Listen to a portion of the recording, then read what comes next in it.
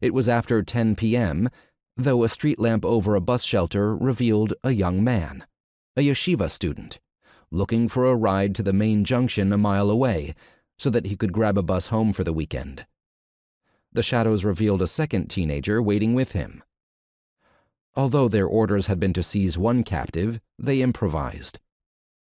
They raised the volume on the car's radio to a station favored by observant Jews and offered the boys a ride.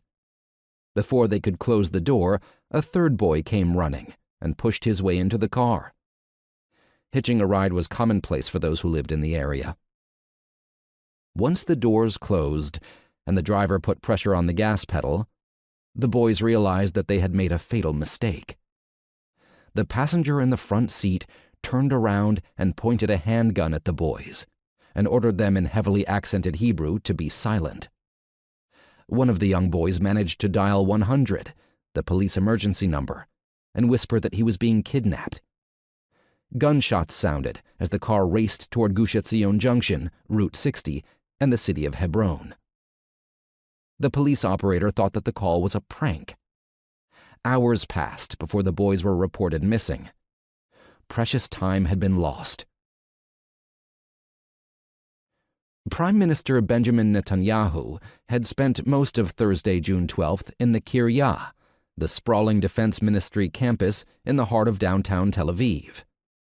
Thursdays were set aside for the Israeli premier to talk to the defense minister, the army brass, and his intelligence chiefs, and assess the threats that the Jewish state faced, as well as review ongoing and planned operations that were vital to national security. Hamas occupied a portion of the day's agenda.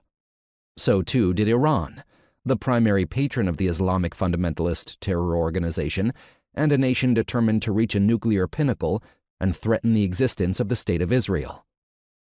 There was no intelligence warning that a kidnapping had been intercepted in the chatter.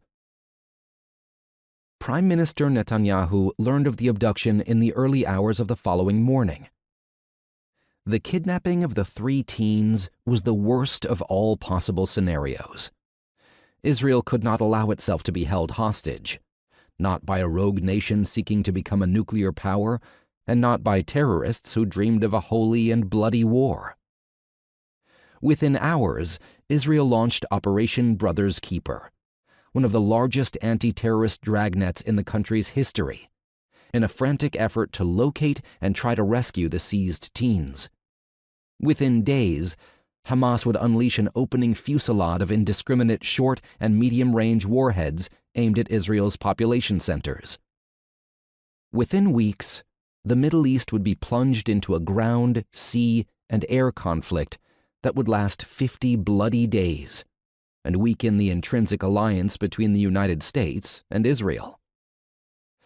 Within months, and in the years to follow, the political realities around this summer of conflict would change the Middle East forever.